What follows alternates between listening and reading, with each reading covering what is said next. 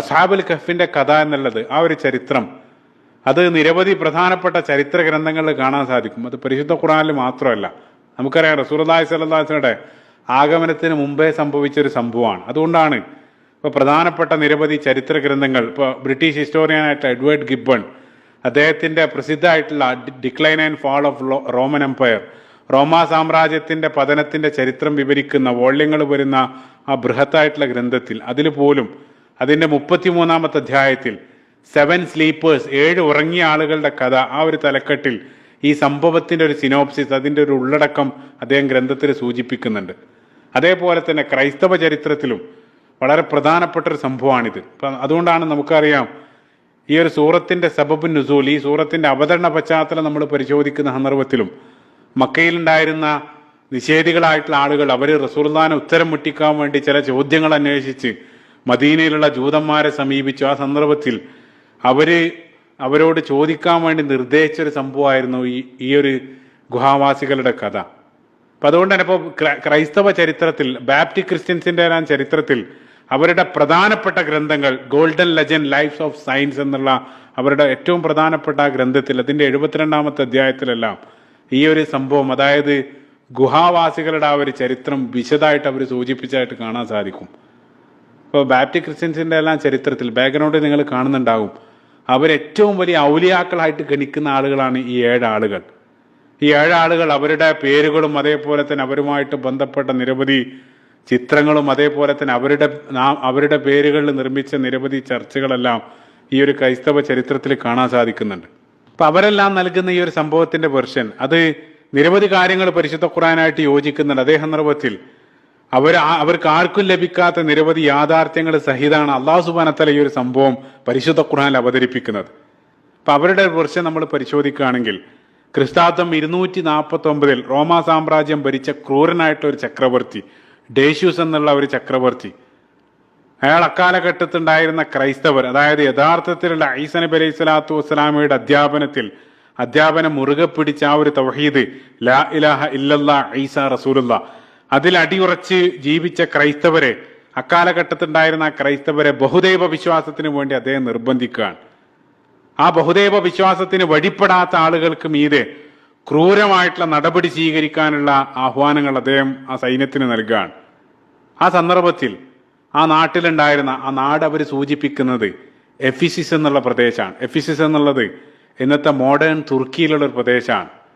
ആ അതുകൊണ്ടാണ് ക്രൈസ്തവ ചരിത്ര ഗ്രന്ഥങ്ങളിൽ 7 സ്ലീപ്പേഴ്സ് ഓഫ് എഫിസിസിലുള്ള 7 ഉറങ്ങിയ ആളുകളുടെ ചരിത്രം, ആ രൂപത്തിലാണ് അവർ ആ സംഭവം വിവരിക്കുന്നത്. അത് മാത്രമല്ല, ഇന്നും തുർക്കിയിലുള്ള എഫിസിസിൽ ഈ ഒരു ഗുഹയും ഈ ഒരു പ്രദേശം ചില ആളുകൾ അവരുടെ ആത്മീയ സന്ദർശന കേന്ദ്രമായിട്ട് അവിടെ നിരവധി ക്രൈസ്തവർ അവിടെ സന്ദർശിക്കാറുണ്ട് എന്നുള്ളതാണ്.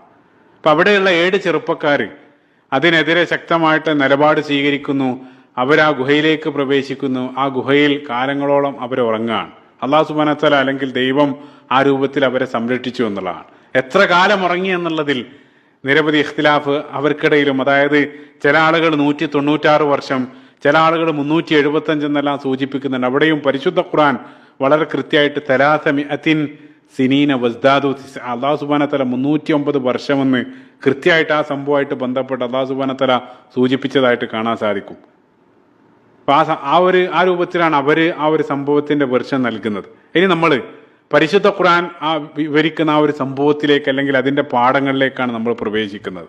അപ്പം അസ്ഹാബുൽ കഹ്ഫിന്റെ ആ സംഭവം അല്ലാഹു സുബ്ഹാനഹു വ തആല വിവരിച്ച സന്ദർഭത്തിൽ 10-ാമത്തെ വചനം മുതൽ അത് ആരംഭിക്കുകയാണ്.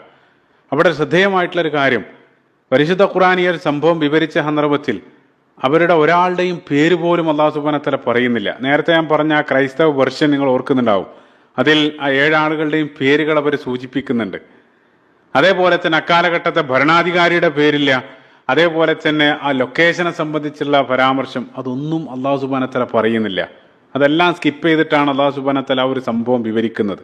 അതായത് അതെല്ലാം നമുക്ക് തഫ്സീറുകളിലാണ് കാണാൻ സാധിക്കുക.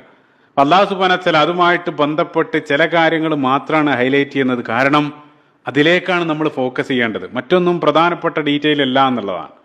അല്ലാഹു സുബ്ഹാനഹു വ തആല ആ ആളുകളെ സംബന്ധിച്ച് അവരുടെ പേരുകളോ അതൊന്നും പറയാതെ അല്ലാഹു സുബ്ഹാനഹു വ തആല അവരെ സംബന്ധിച്ച് പറഞ്ഞ ഏക കാര്യം 10-ാമത്തെ വചനം, ഇത് അവൽ ഫിതിയത്തു ഇലൽ കഹ്ഫ്, അവര് ഒരു പറ്റം യുവാക്കളായിരുന്നു, ഫിത്തിയ ഷബാബ്, അവര് യുവാക്കളായിരുന്നു എന്നുള്ള അള്ളാഹു സുബ്ഹാനഹു വ തആല ആ യുവത്വത്തെ അള്ളാഹു സുബ്ഹാനഹു വ തആല അവിടെ ഹൈലൈറ്റ് ചെയ്യുന്നുണ്ട്. പരിശുദ്ധ ഖുർആനിൽ ആ യുവത്വത്തെ ഹൈലൈറ്റ് ചെയ്യപ്പെടുന്ന ഏറ്റവും പ്രധാനപ്പെട്ട ഭാഗങ്ങളിലൊന്നാണ് സൂറത്തുൽ കഹ്ഫ്. അപ്പൊ യുവത്വം എന്നുള്ളത് നമ്മുടെ ആ ലൈഫിന്റെ ന്യൂക്ലിയസ്, അതിന്റെ സെൻട്രൽ പോയിന്റാണ്. നട്ടുച്ചക്ക് കത്തി നിൽക്കുന്ന സൂര്യനെ പോലെയുള്ള സമയമെന്നെല്ലാം നമ്മൾ വിശേഷിപ്പിക്കാറുണ്ട്. ഇപ്പൊ പ്രപഞ്ചത്തിൽ ഏതൊന്നിനും ഒരു യുവത്വം ഉണ്ട് എന്നുള്ള, അപ്പൊ സൂര്യനായിട്ട് ബന്ധപ്പെടുത്തി ചിന്തിക്കുന്ന സന്ദർഭത്തിൽ യഥാർത്ഥത്തിൽ സൂര്യനും ചന്ദ്രനെല്ലാം നമ്മുടെ ആ ലൈഫ് സൈക്കിളാണ് ദിനേന നമ്മളെ ഉണർത്തിക്കൊണ്ടിരിക്കുന്നത്.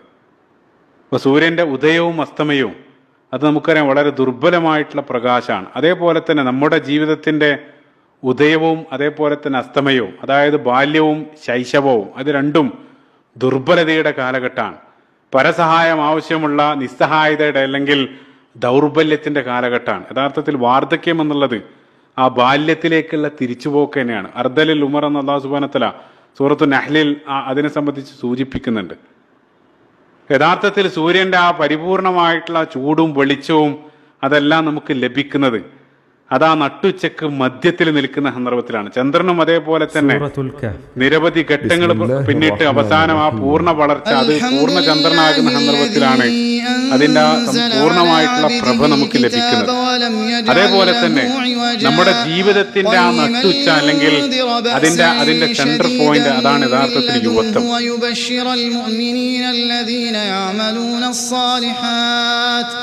ويبشر المؤمنين الذين يعملون الصالحات أن لهم أجرا حسنا ماكثين فيه أبدا وينذر الذين قالوا اتخذ الله ولدا ما لهم به من علم ولا لآبائهم كبرت كلمة تخرج من أفواههم إن يقولون إلا كذبا فلعلك باخع نفسك على آثارهم إن لم يؤمنوا بهذا الحديث أسفا إنا جعلنا ما على الأرض زينة لها لنبلوهم أيهم أحسن عملا وإنا لجاعلون ما عليها صعيدا جرزا أم حسبت أن أصحاب الكهف والرقيم كانوا من آياتنا عجبا إذ أوى الفتية إلى الكهف فقالوا ربنا آتنا من لدنك رحمة وهيئ لنا من أمرنا رشدا فضربنا على آذانهم في الكهف سنين عددا ثم بعثناهم لنعلم أي الحزبين أحصى لما لبثوا أمدا نحن نقص عليك نبأهم بالحق إنهم فتية آمنوا بربهم وزدناهم هدى